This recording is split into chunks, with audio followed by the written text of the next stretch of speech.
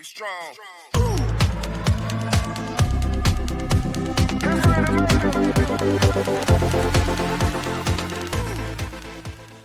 Hey everybody is out there. Once again I welcome you all to my YouTube channel. This is Aman Kumar, an English trainer. In this particular video we're gonna learn how to make interrogative plus negative formation of have been versus has been.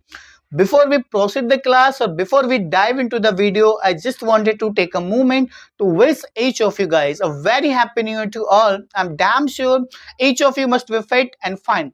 With this note, let's get started. So in this video, we'll be learning how to make interrogative plus negative formation of sentences of have been versus has been. Let's start the video.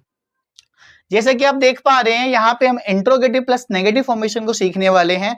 इससे 3 video में जहाँ पे मैंने have been से related videos बनाया है।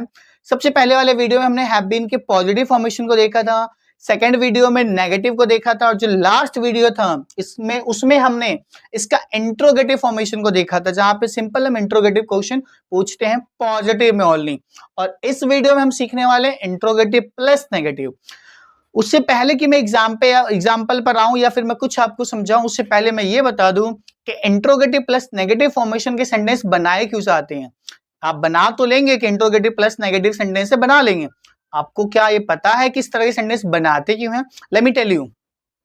जब interrogative formation की बात आती है, सिंपल इंट्रोगेटिव सेंटेंस की बात होती है, तो वहां पे सिंपल एक पॉजिटिव क्वेश्चन पूछा जाता है। एग्जाम्पल के तौर पे मैंने बोला कि आप सुबह से बीमार हो, have you been ill since morning? क्या भारत 1947 से आजाद है? हैज इंडिया बीन फ्री और इंडिपेंडेंट सिंस 1947? तो जैसा कि 2 एग्जाम्पल अभी मैंने आपको दिया, इस एग्जाम्पल से हमें क्या पता चल रहा है कि जो क्वेश्चन है वो सिर्फ पॉजिटिव वे में पूछा जा रहा है विदाउट एम्फेसाइजमेंट के। और इस वीडियो में जो हम सीखने वाले इंट्रोगेटिव प्लस नेगेटिव फॉर्मेशन को, इंट्रोगेटिव प्लस नेगेटिव वाले जो सेंटेंस बनाए जाते हैं, इसको इसीलिए यूज करा जाता है ताकि जो स्टेटमेंट है उस पे एम्फेसाइज डाला जाए, एम्फेसाइजमेंट डाला जाए, उस पे जोर डाला जाए। यही कारण है जो हम इंट्रोगेटिव प्लस नेगेटिव फॉर्मेशन वाले सेंटेंस को देखते हैं। अब बढ़ते हैं हम अपने सेंटेंस की तरफ। सेंटेंस की तरफ बढ़े उससे पहले हम जरा रूल को देख लेते हैं ताकि आगे चल के हम सेंटेंस को अच्छे से फॉर्मुलेट कर पाए। जैसे कि आप देख पा रहे हैं, सबसे पहले हैव या हैज, ये तय क्या करेगा? ये आपका सब्जेक्ट तय करेगा कि सब्जेक्ट क्या है आपका। अगर आपका सब्जेक्ट सिंगुलर है तो हैज लगा दीजिएगा, अगर आपका सब्जेक्ट प्लूरल है तो हैव को रखिएगा। सेकंड नंबर पे आपको क्या लगाना है? सब्जेक्ट की एंट्री करवानी है। आपका सब्जेक्ट सिंगुलर है तो हैज पहले रखिएगा और प्लूरल हुआ तो हैव। सेकंड नंबर पे सब्जेक्ट। थर्ड नंबर पे नॉट की एंट्री करवानी है क्योंकि इसमें नेगेटिव का फीलिंग है ना, इंट्रोगेटिव प्लस नेगेटिव, तो थर्ड नंबर पे नॉट और फोर्थ नंबर पे बीन की एंट्री करवानी है।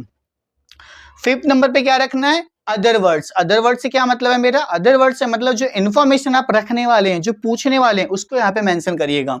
और लास्ट में adverb of words of adverb है। बेसिकली एडवर्ब के चैप्टर में से ये कुछ वर्ड हैं जो टाइम ऑफ वर्ड्स, ये टाइम ऑफ वर्ड्स कराते हैं, मतलब ये टाइम को बताते हैं, किस समय से, कुछ ऐसा फीलिंग रखते हैं। तो सेंस का यूज क्या करेंगे? सेंस का यूज करना जब कोई स्टार्टिंग पॉइंट ऑफ टाइम की बात हो तो सेंस को रख देंगे, और जब ड्यूरेशन की बात है तो फोर को रख देंगे। क्लियर है? रूल हम समझ चुके हैं। अब एग्जाम्पल की तरफ आते हैं ताकि हमें अच्छे से समझ आ जाए। राइट है, लेट्स गेट स्टार्ट। सबसे पहले सेंटेंस आप देख पा रहे हैं, क्या तुम मेरे साथ 2 घंटे से नहीं हो? क्या तुम मेरे साथ 2 घंटे से नहीं हो? मान लो अगर ये सेंटेंस सिर्फ पॉजिटिव में होता, इसमें नेगेटिव का फीलिंग नहीं होता, तो मैं कैसे बोलता क्या आप मेरे साथ 2 घंटे से हो? ये पॉजिटिव सेंटेंस है। और इंग्लिश में कैसे बोलेंगे? Have you been with me for 2 hours? ये तो हो गया पॉजिटिव में क्वेश्चन पूछना। राइट है, यहाँ पे हमें क्या सीखना है? अब यहाँ पे नेगेटिव का भी सेंस डालना है। तो सेंटेंस कैसे बनेगा वो देखते हैं। सबसे पहले सब्जेक्ट मेरा क्या है? यू है। अब चाहे आप 1 हो चाहे आप 100 हो, मेरे लिए आप यू रहेंगे और आप क्या रहेंगे? प्लूरल सब्जेक्ट रहेंगे। राइट है, अगर मेरा सब्जेक्ट प्लूरल है तो मैं क्या लेऊं? हैव लेऊं या हैज लेऊं? ऑफ कोर्स हमें हैव लेना है। हैव ले लिया हमने, हैव हैज में से पहले। सेकंड नंबर पे क्या लेना है? सब्जेक्ट की entry, have you. Third number पे not, have you not. Fourth number पे been, have you not been. Information क्या था? किसी के साथ होना। किसके साथ? मेरे। तो इसको क्या बोलूंगा मैं?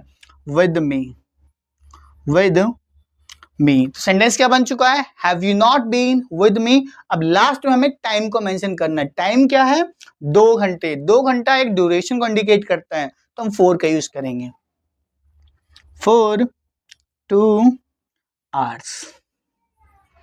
और लास्ट में क्वेश्चन मार्क। अच्छा, ये जो वर्ड है HOURS, इसको हार्स नहीं पढ़ना है, इसका प्रोनाउंसिएशन जो है वो आर है। अगर 1 घंटे की बात हो तो 1 hour या फिर एन आवर, और जब 1 घंटे से ज्यादा हो जाए तो आर्स पढ़ना है, राइट, आर्स। तो सेंटेंस क्या बन गया, haven't you been with me for 2 hours, right. Let's move to another sentence.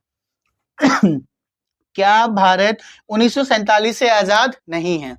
इसमें नेगेटिव सेंस भी है। अगर मान लो मैं नेगेटिव सेंस को ना डालूं, सिंपली मैं पूछूं क्या भारत 1947 से आजाद है, then how can we ask the same sentence in English.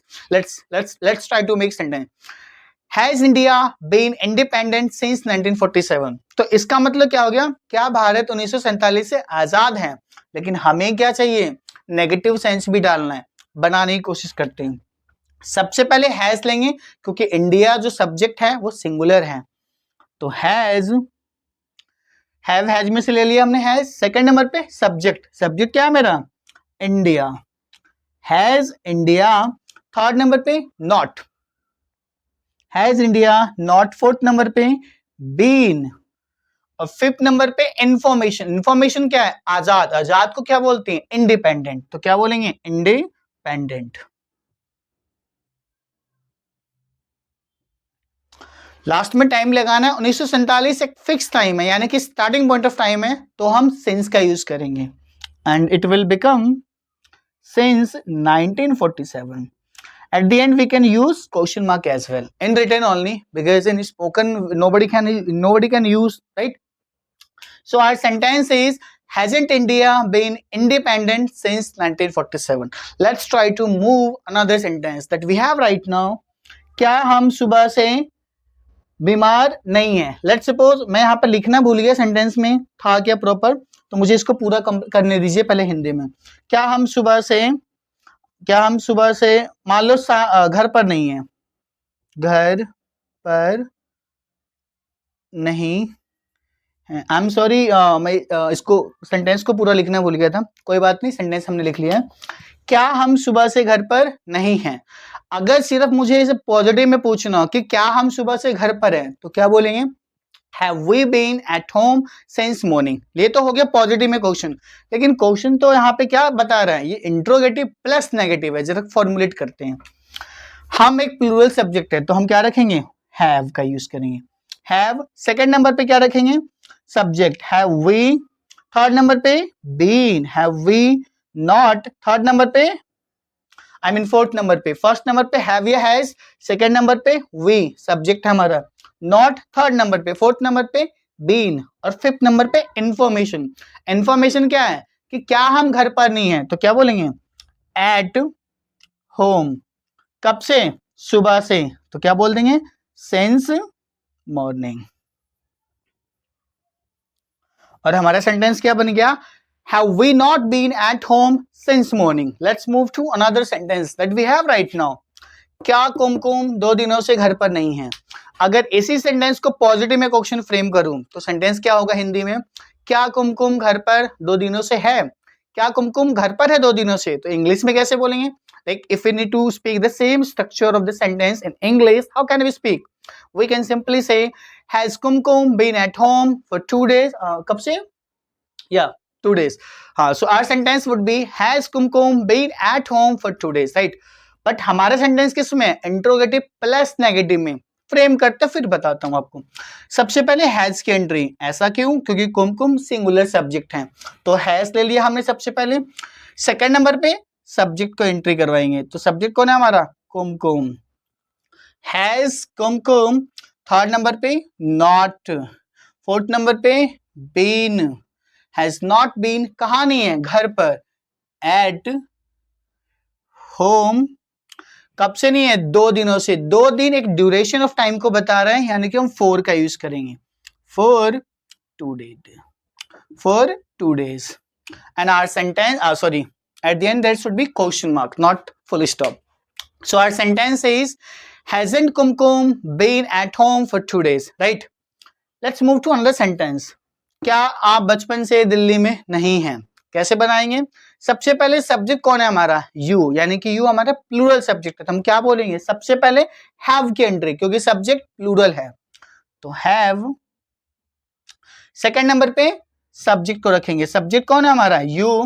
Third number पे not, have you not. Fourth number पे been, have you not been, कहां नहीं है आप? दिल्ली में, तो क्या बोलेंगे? इन दिल्ली, इन दिल्ली। कब से? बचपन से। और बचपन का जो एक टाइम है वो एक स्टार्टिंग पॉइंट ऑफ टाइम बताता है, यानी कि सिंस का यूज करना है। क्या बोलेंगे? Since childhood, and then question mark. And our sentence is haven't you been in Delhi since childhood? We can also say haven't you been in Delhi since your childhood? ये भी बोला जा सकता है, same feeling है। Let's move to the last sentence that we have right now, and that is क्या तुम कल से बीमार नहीं हो? क्या तुम कल से बीमार नहीं हो? Let's suppose if we need to speak the same sentence in positive formation of question, how can we speak? We can simply say have you been ill, have you been ill since yesterday? मतलब कि क्या तुम बीमार हो कल से? तो कैसे बोलेंगे? have you been ill since yesterday? लेकिन सेंटेंस में नेगेटिव सेंस भी है, तो कैसे बनाएंगे? उसको फॉर्मुलेट करते हैं। सबसे पहले हैव, क्योंकि सब्जेक्ट हमारा कौन है? प्लूरल है, हैव। उसके बाद subject have you. Third number पे not, have you not. Fourth number पे been, have you not been, क्या नहीं है आप? बीमार। सो क्या बोलेंगे? Have you not been ill, और we can say sick as well. So have you not been ill और सिक कब से? कल से। तो कल से जो टाइम है वो स्टार्टिंग पॉइंट ऑफ टाइम है, यानी कि सिंस का यूज करेंगे, since yesterday, and at the end we can use question mark as well. So our sentence is haven't you been ill since yesterday? We can also say haven't you been sick since yesterday? So this was all about the video, guys. I'm pretty much sure you must have liked our content. If so, then please like, share and subscribe to our YouTube channel. We'll be bringing so many content for you guys in order to speak better English. And in the end of this video, I'm gonna give you a sentence that you need to translate into English. I would love to check out your answer. And the sentence is that you need to translate into English. क्या किरण 2 दिनों से घर पर नहीं है? So this is your sentence, and you need to answer it in the comment section below. I would love to check out. Meanwhile, take care, keep learning, and yes guys, stay connected. Thank you so much.